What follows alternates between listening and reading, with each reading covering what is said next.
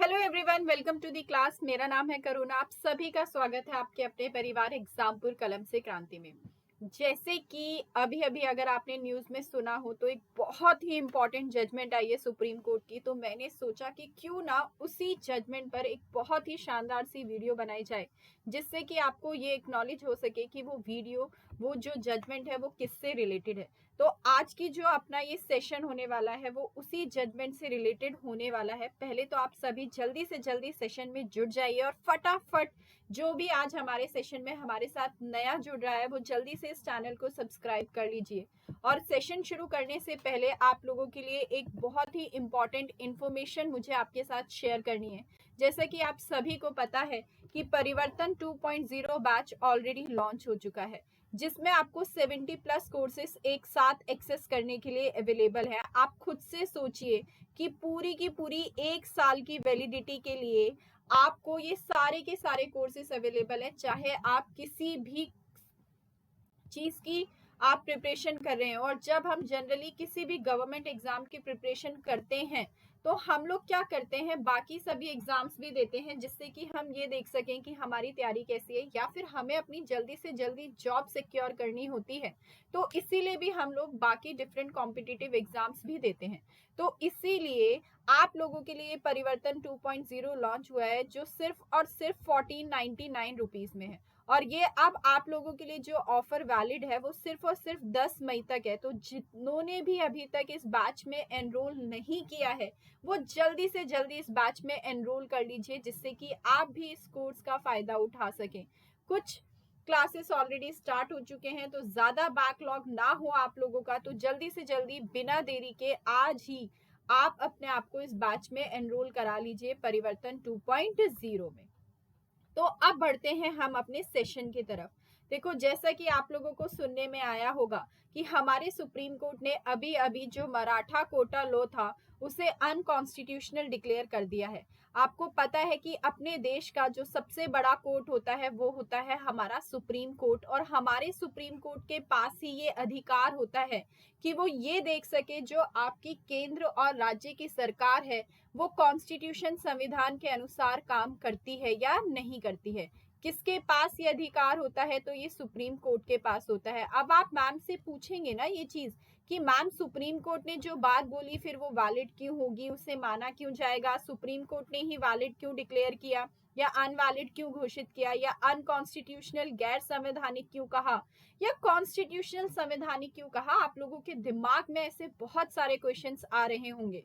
तो आपने एक टर्म सुनी होगी, जुडिशियल रिव्यू। मुझे उम्मीद है कि आप लोगों ने ये टर्म सुनी होगी। आप मेरी क्लासेस लेते हैं तो मैंने भी आप लोगों को क्लासेस में कई बार इसके बारे में जिक्र किया है कि ये जुडिशियल रिव्यू न्यायिक समीक्षा क्या होता है। कुछ स्टूडेंट्स ऐसे होंगे जो बिल्कुल न्यू होंगे, जिन्हें ये जुडिशियल रिव्यू टर्म नहीं सुनी होगी पहले।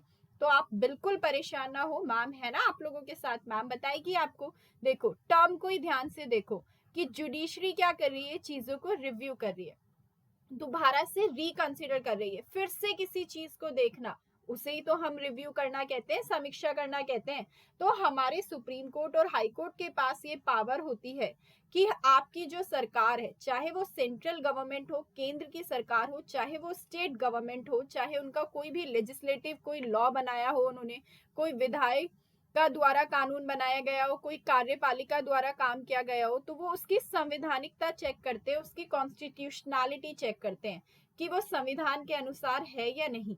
जो चीज कॉन्स्टिट्यूशन के अकॉर्डिंग होती है, जो चीज संविधान के अनुसार होती है, उसे वो कॉन्स्टिट्यूशनल डिक्लेयर कर देते हैं, वैलिड घोषित कर देते हैं। और जो चीज कॉन्स्टिट्यूशन के अकॉर्डिंग नहीं होती उसे वो अनकॉन्स्टिट्यूशनल, नॉन कॉन्स्टिट्यूशनल, गैर संवैधानिक, इनवैलिड, नल, वॉइड ऐसे डिक्लेयर कर देते हैं। और ये जो कंसेप्ट है अपन लोगों ने वो कहाँ से अडॉप्ट किया है, हम लोगों ने यूएसए से। कहाँ से अडॉप्ट किया है, तो यूएसए से ही अडॉप्ट किया हुआ है। तो अभी अभी ये फैसला आया है, तो इसीलिए बिना देरी के अपन लोग समझ लेते हैं कि ये क्या है, क्योंकि आने वाले एग्जाम्स में यहाँ से क्वेश्चंस पूछे जा सकते हैं। तो बहुत ही इंपॉर्टेंट जजमेंट है। तो बढ़ते हैं अपने टॉपिक की तरफ। अब देखिए, जब हम इसकी बात करें तो हमारे सुप्रीम कोर्ट ने एक 5 जज की कॉन्स्टिट्यूशनल बेंच बैठाई। आप सभी को पता है कि अगर कॉन्स्टिट्यूशन से रिलेटेड, संविधान से संबंधित कोई भी मुद्दा उठता है तो कम से कम कितने जजेस की बेंच उठती है? जल्दी से मुझे बताइए मैम को फटाफट कि मिनिमम नंबर ऑफ जजेस की बेंच कितनी होती है अगर कोई भी क्वेश्चन कॉन्स्टिट्यूशन, संविधान से संबंधित उठता है और हमारा सुप्रीम कोर्ट बेंच बैठाएगा तो कम से कम कितने जजेस की बेंच बैठेगी? जल्दी से मुझे कमेंट्स में आंसर चाहिए कि कितने जजेस की। तो बिल्कुल सही आंसर आता हुआ आप लोगों का कम से कम कितने जजेस की? 5 जजेस की। कितने जजेस की? तो 5 जजेस की, बिल्कुल सही बात। और आप लोग मुझे ये भी बता दो, अब आप लोग तो बहुत अच्छे बच्चे हो ना, तो जल्दी से मैम को ये बात भी बता दो कि अभी तक हाईएस्ट नंबर ऑफ जजेस की बेंच, अभी तक सबसे ज्यादा जो जजेस की बेंच बैठी है तो वो कौन से मामले में बैठी है? जल्दी बताइए, मैम बिल्कुल आप लोगों की ही तरफ देख रही है कि कमेंट्स पर जल्दी से बता दीजिए बिल्कुल सही आंसर आता हुआ उस क्वेश्चन का कि कम से कम 5 जजेस की बेंच तो बैठती ही बैठती है। अब तक की हाईएस्ट नंबर ऑफ जजेस की जो बेंच बैठी है वो किस केस में बैठी है, ये भी मैम को जल्दी से बता दीजिए। मुझे उम्मीद है कि आप लोगों को इस क्वेश्चन का आंसर भी बिल्कुल आता है। तो बिल्कुल सही, जैसा कि आप सभी ने कहा कि मैम केशवानंदा भारती केस, और केशवानंदा भारती केस में कितने जजेस की बेंच बैठी थी? तो 13 जजेस की। कितने जजेस की? 13। देखो अभी तक जो हाईएस्ट गई है वो 13 जजेस की ही गई है। चलो बढ़ते हैं अपने टॉपिक की तरफ। तो हमारे सुप्रीम कोर्ट ने एक 5 जज की कॉन्स्टिट्यूशनल बेंच बैठाई जिसने डिक्लेयर कर दिया कि जो महाराष्ट्र गवर्नमेंट ने कानून बनाया था, जो मराठा कम्युनिटी को रिजर्वेशन प्रोवाइड कर रहा था, जो मराठा कम्युनिटी को रिजर्वेशन प्रोवाइड कर रहा था, इस रिजर्वेशन की वजह से स्टेट के अंदर जो कोटा की लिमिट थी वो 50% से ज्यादा हो रही थी। इसीलिए उस लॉ को उन्होंने अनकॉन्स्टिट्यूशनल, गैर संवैधानिक घोषित कर दिया। इस बेंच को किसने लीड किया? कौन उसके हेड थे? तो जस्टिस अशोक भूषण। उन्होंने कहा कि भाई ना ही तो कोई ऐसा एक्सेप्शनल सरकमस्टांस है, ना ही तो कोई ऐसी असाधारण स्थिति है, ना ही कोई ऐसी एक्स्ट्रा ऑर्डिनरी सिचुएशन है, ना ही कोई ऐसी असाधारण स्थिति या परिस्थिति है जिसकी वजह से महाराष्ट्र गवर्नमेंट को वो 50% की लिमिट को क्रॉस करना पड़े और मराठा कम्युनिटी को रिजर्वेशन प्रोवाइड करना पड़े। अब आप सोचेंगे कि मैम ऐसा क्यों है कि उन्होंने ये 50% की लिमिट की एक्सीड करने की वजह से उसे अनकॉन्स्टिट्यूशनल, गैर संवैधानिक घोषित किया? तो एक बात मैम की ध्यान से सुनिएगा, हम लोग क्या करते हैं, आप सभी को पता है कि हमारा कॉन्स्टिट्यूशन एक तरफ तो इक्वालिटी की बात करता है, समता की बात करता है, लेकिन दूसरी ही तरफ हमारा कॉन्स्टिट्यूशन, हमारा संविधान रिजर्वेशन भी अलाउ करता है। और वो कैसे अलाउ करता है? क्योंकि हम सोशलिस्टिक हैं, समाजवादी हैं। तो जब दो कम्युनिटी के बीच में डिफरेंसेस एग्जिस्ट करते हैं कि एक कम्युनिटी ऊपर है और एक कम्युनिटी के लोग नीचे हैं, तो उन लोगों को बराबर लाने के लिए भी हमारी जो गवर्नमेंट है वो एक्स्ट्रा प्रोविजंस बना सकती है, विशेष प्रावधान बना सकती है उन लोगों के लिए। और वहीं पर ये प्रावधान आ जाता है रिजर्वेशन की फॉर्म में। जैसे अपन लोग फंडामेंटल राइट्स पढ़ते हैं, मौलिक अधिकार, एक एग्जाम्पल से समझ लेते हैं, मुझे उम्मीद है तब आपको ज्यादा बेहतर समझ आएगा। जैसे आर्टिकल 15 है और 16 है। तो 15 कहता है कि आपकी गवर्नमेंट कभी भी 5 आधार पर किसी के साथ कोई भेदभाव नहीं करेगी। और वो 5 आधार कौन कौन से हैं? तो जरा बोलो तो सही मैम के साथ। आपका रिलीजन, धर्म, आपकी कास्ट, आपकी जाति, आपका जेंडर, सेक्स, लिंग, आपका प्लेस ऑफ बर्थ, जन्म स्थान, और आपका रेस, मूल वंश। लेकिन दूसरी ही तरफ ये एजुकेशन सेक्टर में रिजर्वेशन भी अलाउ करता है। सेम उसी तरीके से आर्टिकल 16 भी कहता है कि आपकी गवर्नमेंट जब भी नौकरियां देगी, पब्लिक एम्प्लॉयमेंट देगी, तो सबको एक जैसे अवसर देगी। लेकिन दूसरी ही तरफ आर्टिकल 16 का क्लॉज 4 ये भी कहता है कि आपकी गवर्नमेंट बैकवर्ड क्लासेस के लिए रिजर्वेशन अलाउ कर सकती है, जो कि मंडल आयोग ने कहा था ना कि ओबीसी को, अदर बैकवर्ड क्लासेस को 27% आरक्षण दिया जाए, जिसके बाद उसे लागू भी किया गया था। तो एक इंदिरा साहनी केस हुआ था, ध्यान से सुनिएगा, मैम ने कौन सा केस कहा? इंदिरा साहनी केस हुआ था। ये इंदिरा साहनी केस जब हुआ था 1992 के अंदर, तो इंदिरा साहनी केस एक 9 जजेस की बेंच बैठी थी। कितने जजेस की? 9 जजेस की। आपको कई बार ये भी सुनने में आता है कि कई बार ये डिमांड की जाती है कि इस इंदिरा साहनी केस की जजमेंट को भी रिव्यू किया जाए एक हायर नंबर ऑफ जजेस के बेंच के थ्रू। मतलब जो ये 9 जजेस के बेंच के थ्रू जजमेंट दी गई थी, अब 9 से ज्यादा जजेस की बेंच बैठनी चाहिए और वो इस केस की जजमेंट को फिर से रिव्यू करे, दोबारा से कंसिडर करे। तो अब ये एक जान लो कि इंदिरा साहनी केस क्या है, क्योंकि ये 50% वाली जो लिमिट है ना, ये इंदिरा साहनी केस में ही लगाई गई थी। एक्चुअली इंदिरा साहनी दिल्ली में एक एडिटर थे, ठीक है। तो उन्होंने ही पिटीशन डाली थी कि भाई जो मंडल कमीशन की रिकमेंडेशन है जिसकी वजह से गवर्नमेंट ने ओबीसी को रिजर्वेशन दिया है, तो वो आर्टिकल 16 क्लॉज जो 4 है वो आर्टिकल 16 के पहले क्लॉज को वॉलेट करता है। मतलब बहुत सारे इश्यूज थे, मेन उनका इशू ये था कि जब अनुच्छेद 16 का एक तरफ वो कहता है कि सबको इक्वालिटी मिले, सबको समानता मिले, और दूसरी ही तरफ वो ये कहता है कि ओबीसी को रिजर्वेशन भी दिया जाए, तो वही ये दो चीज तो क्या हो रही है, इनवैलिड हो रही है। क्या हो रही है, ये दो चीजें तो एक दूसरे को कॉन्ट्रडिक्ट कर रही हैं और फंडामेंटल राइट्स का इन्फ्रिंजमेंट कर रहा है, मौलिक अधिकारों का भी हनन कर रहा है बाकी का। तो फिर इस केस में हमारे सुप्रीम कोर्ट ने कहा था कि भाई जो आर्टिकल 16 क्लॉज 4 है वो किसी के मौलिक अधिकारों का हनन नहीं कर रहा है, क्योंकि आर्टिकल 16 के अंदर ये बात भी छुपी है कि जो इनएडिक्वेट रिप्रेजेंटेशन है, जिनका अपर्याप्त प्रतिनिधित्व है, हमारी सरकार उन्हें सभी के बराबर समान लाने के लिए प्रोविजंस, विशेष प्रावधान भी बना सकती है, जैसे रिजर्वेशन बना दिया। तो इसीलिए इसमें ओबीसी के रिजर्वेशन को वैलिड डिक्लेयर कर दिया था और 6:3 की रेशियो से ये जजमेंट आया था। ठीक, तो ओबीसी के रिजर्वेशन इसमें वैलिड डिक्लेयर कर दी गई, लेकिन उन्होंने ये कहा था कि कभी भी रिजर्वेशन मिलाकर 50% की लिमिट को क्रॉस नहीं करना चाहिए। मतलब उन्होंने एक लिमिट लगा दी कि सभी रिजर्वेशन को जब मिला लें तो ये 50% की लिमिट एक्सीड नहीं होनी चाहिए, राइट। तो इसीलिए जब ये कहा गया कि ये 50% की लिमिट एक्सीड नहीं करनी चाहिए, तो महाराष्ट्र गवर्नमेंट या और भी ऐसी स्टेट गवर्नमेंट है जो इस 50% लिमिट को एक्सीड करते हैं। और जैसे अभी अपन लोग सेंटर में भी देखते हैं कि 102 अमेंडमेंट एक्ट के थ्रू जब ईडब्ल्यूएस कैटेगरी को 102 अमेंडमेंट एक्ट के थ्रू 2019 में जब ईडब्ल्यूएस कैटेगरी को 10% रिजर्वेशन दिया गया, तो भी ये लिमिट क्या हो जाती है, अपन लोगों की एक्सीड हो जाती है।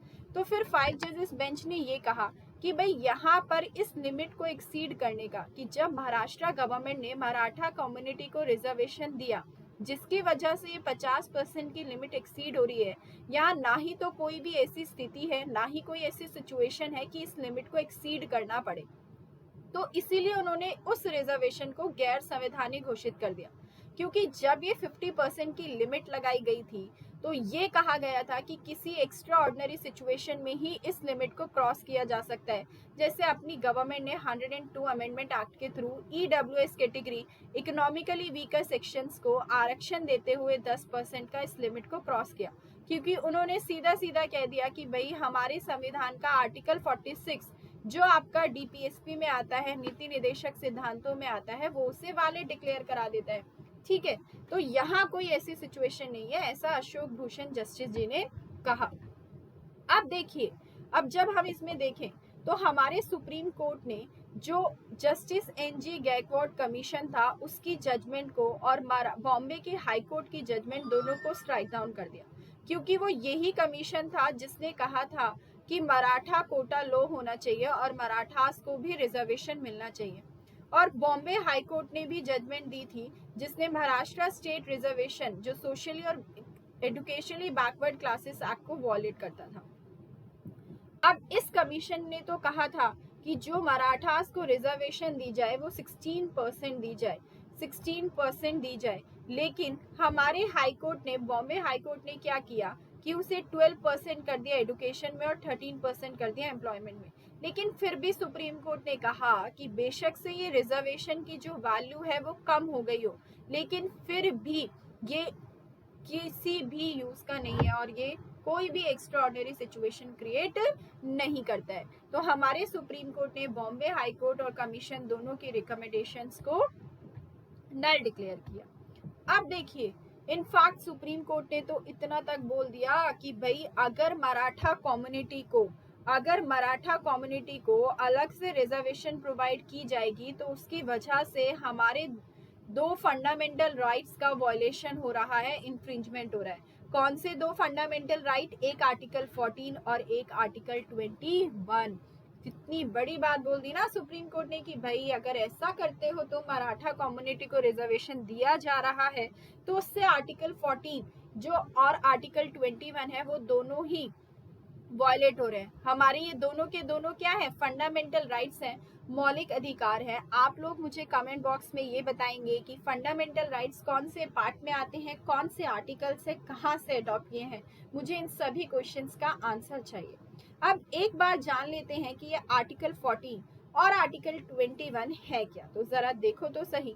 जब हम आर्टिकल 14 की बात करते हैं तो आर्टिकल 14 कहता है equality before law and equal protection of laws, विधि के समक्ष समता और विधि के समान संरक्षण। ये इस आर्टिकल 14 को अपन लोग रूल ऑफ लॉ भी कहते हैं। क्या कहते हैं? रूल ऑफ लॉ भी कहते हैं, विधि का शासन भी कहते हैं, है ना। एक गोल्डन ट्राइंगल होता है जिसके 3 आर्टिकल्स बहुत इंपॉर्टेंट होते हैं, 14, 19 और 21। तो अपन लोग 14 का जिक्र कर रहे हैं। 14 कहता है इक्वालिटी बिफोर लॉ, विधि के समक्ष समता and equal protection of laws, विधि के समान संरक्षण। आप देख रहे होंगे कि ये दोनों का जिक्र कर रहा है। किस किस का जिक्र कर रहा है? इक्वालिटी बिफोर लॉ का और इक्वल प्रोटेक्शन ऑफ लॉज का, विधि के समक्ष समता का और विधि के समान संरक्षण का। एक बात ये बोल रहा है और एक बात ये बोल रहा है। ये कह रहा है कि जब भी हमारे देश के अंदर किसी कानून को लागू किया जाएगा तो वो सब पर एक जैसा ही लागू किया जाएगा। क्या होगा? सब पर एक जैसा ही लागू किया जाएगा और कानून की नजरों में सब इक्वल है, सब बराबर है। दूसरी बात ये कहता है कि जब भी हम उन लॉज को, उन कानून को किसी के ऊपर लागू करते हैं तो हम देखेंगे कि उन लोगों के बीच में इक्वालिटी, समानता एग्जिस्ट करती है या नहीं करती है। और अगर किसी के बीच इक्वालिटी, समानता एग्जिस्ट नहीं करती है तो हम उस कमजोर वर्ग को विशेष प्रावधान, बेनिफिट्स प्रोवाइड कर कर हम उसे पहले वाले के समान ला सकते हैं, बराबर ला सकते हैं। ठीक है, मुझे उम्मीद है कि आप लोगों को आर्टिकल 14 समझ आ गया होगा। जल्दी से एक बार मैम को थम्स अप करके बता दो कि आर्टिकल 14 आप लोगों को समझ आया या नहीं समझ आया। दूसरी ही तरफ आर्टिकल 21 क्या कहता है? तो आर्टिकल 21 कहता है protection of life and personal liberty. क्या कहता है article 21? Protection of life and personal liberty, जीवन की सुरक्षा और दैहिक स्वतंत्रता देता है। ये भी बहुत इंपॉर्टेंट अधिकार है। ये मान लो कि जब भी हमारे सुप्रीम कोर्ट को लगता है कि हम किसी भी अधिकार को मौलिक अधिकार, फंडामेंटल राइट्स के बेसिस पे एक्सेप्ट कर सकते हैं, उसका बाहर उठा सकते हैं, तो वो जनरली उन अधिकारों को आर्टिकल 21 के थ्रू इंटरप्रेट कर कर फंडामेंटल राइट, मौलिक अधिकार डिक्लेयर कर देते हैं। ये कहता है कि आप लोगों को अपनी जिंदगी जीने और अपनी दैहिक स्वतंत्रता का अधिकार देता है कि आपकी सरकार आपसे तब तक आर्टिकल 21, आपके जीवन जीने का अधिकार और स्वतंत्रता नहीं छीन सकती तब तक वो ड्यू प्रोसेस ऑफ लॉ, विधि की सम्यक प्रक्रिया फॉलो ना कर ले, जो जजमेंट मेनका गांधी केस में दी गई थी। ठीक है, तो हमारी गवर्नमेंट, हमारे सुप्रीम कोर्ट ने कहा कि भाई अगर मराठा कम्युनिटी को रिजर्वेशन दिया जा रहा है तो वो इन दोनों आर्टिकल्स को वॉयलेट कर रहा है, आर्टिकल 14 को भी और आर्टिकल 21 को भी। अब देखिए, यहाँ तक कि अपने सुप्रीम कोर्ट ने ये तक कह दिया कि भाई जो इंदिरा साहनी केस के थ्रू जजमेंट दी गई थी ना, जिसने ये 50% की रिजर्वेशन लिमिट फिक्स करी, मैंने आपको अभी अभी बताया था कि इंदिरा साहनी केस में ही 50% की लिमिट फिक्स की गई थी कि कभी भी जो रिजर्वेशन होगी वो 50% से एक्सीड नहीं कर सकती। तो सुप्रीम कोर्ट ने ये भी कह दिया कि भाई हमें इस जजमेंट को रिव्यू करने की भी जरूरत नहीं है, क्योंकि सुप्रीम कोर्ट के पास ये भी अधिकार होता है कि वो अपने फैसले को भी रिव्यू कर सकते हैं, रिकंसिडर कर सकते हैं। मतलब अगर उन्हें लगता है कि वो पुराने वाले फैसले के कंपैरिजन में अब बेहतर फैसला दे सकते हैं तो वो पुराने वाले को नल डिक्लेयर कर कर न्यू फैसला भी सुना देते हैं। तो सुप्रीम कोर्ट ने कहा कि भाई इंदिरा साहनी केस को भी हमें फिर से रिकंसिडर करने की जरूरत नहीं है, कोई जरूरत नहीं है कि वो मामला एक लार्जर नंबर ऑफ जजेस बेंच के पास जाए, क्योंकि 9 जजेस ने ऑलरेडी जजमेंट दिया है जिसे कई बार अपहेल्ड भी किया जा चुका है, तो इसे हमें रिकंसिडर करने की जरूरत नहीं है। 1992 के अंदर ही जो ये 9 जजेस की बेंच बैठी थी इंदिरा साने मामले में, उन्होंने ही ये लक्ष्मण रेखा लगा दी थी। याद आ रहा है लक्ष्मण रेखा? तुम्हें सुना था ना, वो जब वनवास पे गए थे तो सीता जी के लक्ष्मण जी ने क्या किया था, लक्ष्मण रेखा बना दी थी ना कि भाई माता श्री भाभी जी इस लक्ष्मण रेखा के बाहर कदम ना रख देना। और वो उन्होंने लक्ष्मण रेखा के बाहर कदम रख दिया, रावण जी उन्हें किडनैप करके ले गए और फिर वो पूरी की पूरी कहानी बन गई रामायण की, है ना। तो इसी मामले में कहा था कि भाई ये लक्ष्मण रेखा है जो 50% की लगा दी है, इस लक्ष्मण रेखा को तो पास नहीं करना है। जॉब्स और एडुकेशन में ये रिजर्वेशन की जो लिमिट है 50% की, जो ये लक्ष्मण रेखा है वो एक्सीड नहीं करनी चाहिए। सिर्फ एक्स्ट्रा ऑर्डिनरी कंडीशंस को छोड़कर, असाधारण परिस्थितियों को छोड़कर तो ये एक्सीड नहीं करनी चाहिए। और इंदिरा साहनी जजमेंट ने ही कहा था कि जो 50% लिमिट है वो सिर्फ एक्स्ट्रा ऑर्डिनरी सिचुएशंस में ही हम उसे ब्रेक कर सकते हैं, बाकी उसे ब्रेक करने की जरूरत नहीं होगी। तो अब जैसे कि आप लोगों ने देखा कि इंदिरा साहनी इतना उठा न्यूज में, ये वाला अनकॉन्स्टिट्यूशनल आया 14, 21, ये डायरेक्ट उठाकर आर्टिकल्स पूछ लेंगे कि भाई बता दो क्या है। तभी हमेशा करंट अफेयर्स जीएस के लिए हर एग्जाम में एक बहुत इंपॉर्टेंट रोल प्ले करते हैं, क्योंकि जो भी ऐसी हमारे सुप्रीम कोर्ट की जजमेंट्स होती हैं या कुछ होते हैं तो वो डायरेक्ट क्वेश्चंस पूछ लिए जाते हैं, या जो भी चीज करंट अफेयर्स में बहुत ज्यादा उठ रही होती है वो सीधा आप लोगों के एग्जाम में डायरेक्ट फैक्ट से उठाकर भी आप लोगों से क्वेश्चन पूछ लिए जाते हैं। तो मुझे उम्मीद है कि आप लोगों को ये बहुत अच्छे से समझ आ गया होगा। और जस्टिस भूषण ने यहाँ पर साथ साथ एक और बात बोली कि भाई जो अपॉइंटमेंट्स, जो नियुक्ति ऑलरेडी इस मराठा कोटा के थ्रू हो चुकी हैं उन्हें तो वो कंटिन्यू कर सकते हैं, लेकिन और बेनिफिट्स नहीं प्रोवाइड किए जाएंगे। मतलब अब कोई ऐसी अपॉइंटमेंट नहीं की जाएगी उस कोटा के थ्रू। और वो स्टूडेंट्स जो ऑलरेडी मराठा कोटा के थ्रू एडमिशन ले चुके हैं वो भी अपने उसको कंटिन्यू करेंगे। पोस्ट ग्रेजुएट कोर्सेज में तो कुछ ऐसा इम्पैक्ट पड़ेगा ही नहीं, क्योंकि उन्हें वो रिजर्वेशन नहीं दी गई थी। मतलब कि जो लोग अभी तक इस कोटा का बेनिफिट उठा चुके हैं वो हो गया, अब उनको ऐसा नहीं है कि चलो भाई स्कूल से बाहर, कॉलेज से बाहर तुम लोग, ना ना ना, ऐसा नहीं। दे विल कंटिन्यू, बट अब फर्दर बेनिफिट्स और प्रोवाइड नहीं किए जाएंगे, क्योंकि वो सुप्रीम कोर्ट के थ्रू अनकॉन्स्टिट्यूशनल, गैर संवैधानिक डिक्लेयर हो चुके हैं। तो मुझे उम्मीद है कि आप लोगों को ये सेशन, ये जो रिजर्वेशन वाली बात है वो बहुत बेहतर तरीके से समझ आ गई होगी। तो आप लोग एक बार फिर जाते जाते मैम की बहुत इंपॉर्टेंट बात सुनकर जाइए कि परिवर्तन 2.0 लॉन्च हो चुका है, जिसमें आपको 70+ कोर्सेस, आप खुद से सोचिए अगर आप एक एक कर कोर्स लेते हैं तो आपका कितना अमाउंट एक्सीड हो जाता है। लेकिन भाई यहाँ तो 70 से ज्यादा, 70 से ज्यादा कोर्सेस आप लोगों के लिए अवेलेबल है मात्र 1499 में। मतलब आपकी पॉकेट मनी कह लो, आपकी सेविंग्स कह लो, आप यहाँ यूटिलाइज कर लो। फिर साल भर पढ़ो मजे में, और एक साल में इतना पढ़ो कि नौकरी आपके हाथ में हो, और फिर जो आपकी सेविंग्स और पॉकेट मनी यूटिलाइज हो, तो आप लोगों को बिल्कुल सेटिस्फैक्शन रहे कि हाँ हमारा वो डिसीजन बिल्कुल सही था। बहुत ही बढ़िया टीम के साथ आप लोगों के लिए Monday to Friday live classes हैं, और सैटरडे को आप लोगों को मॉक टेस्ट अवेलेबल किया जाएगा, ठीक है। और ये जो ऑफर की वैलिडिटी है वो 10th मई तक रखी गई है। कब तक? 10th मई तक। तो बिना किसी देरी के जल्दी से जल्दी अपने आप को इस कोर्स में एनरोल करा लीजिए। और उसके लिए आप लोगों को क्या करना होगा, एग्जामपुर की ऑफिशियल ऐप को इंस्टॉल करना होगा, और आप इन दिए गए नंबर्स पर भी कांटेक्ट कर सकते हैं अगर आपको कोई इश्यू हो रहा है। तो बिना देरी के फटाफट मैम की बात मानते हुए आप परिवर्तन 2.0 में एनरोल कर लीजिए, और जल्दी से जल्दी एडमिशन लेकर इस बैच का पूरा फायदा उठाइए। भाई क्यों करें हम देरी, है ना। कल करे सो आज कर, आज करे सो अब। तो इसलिए बिना किसी देरी के जल्दी से इस बैच में आप लोग एनरोल करा लीजिए। मुझे तो बहुत ही बढ़िया लगा आप लोगों को ये इन्फॉर्मेशन प्रोवाइड कर। मुझे उम्मीद है कि आप लोगों को भी ये सेशन बहुत अच्छा लगा हो। So thank you so much for attending the session. आप लोगों को सेशन अच्छा लगा है तो जरूर से लाइक कर दीजिए और शेयर कर दीजिए, और कमेंट कर जरूर बताना कि आप लोगों को ये सेशन कैसा लगा। और आज जो भी हमारे साथ न्यू जुड़ा है वो जल्दी से हमारे चैनल को सब्सक्राइब भी कर लीजिए और बेल आइकन को हिट कर लीजिए, जिससे आपको हर इंपॉर्टेंट सेशंस और क्लासेस का नोटिफिकेशन मिल सके। और आप आप हमारे टेलीग्राम ग्रुप्स में भी ऐड हो जाइए, जिससे कि आपको सेशंस का लिंक वहां पर मिलता है और आप वहां से हमारी क्लासेस को अटेंड कर सके। So thank you so much for attending the session. मिलेंगे ऐसे ही एक बहुत ही शानदार से नेक्स्ट सेशन में। तब तक आप लोग अपना ध्यान रखिए, घर पे रहिए, बी सेफ, क्योंकि ऑलरेडी कोविड केसेस बहुत बढ़ रहे हैं, बट बी पॉजिटिव, स्ट्रांग रहो तो कुछ नहीं होगा। मिलते हैं नेक्स्ट सेशन में। Bye bye, take care. Jai example कर, विजय एग्जाम्पल। Thank you.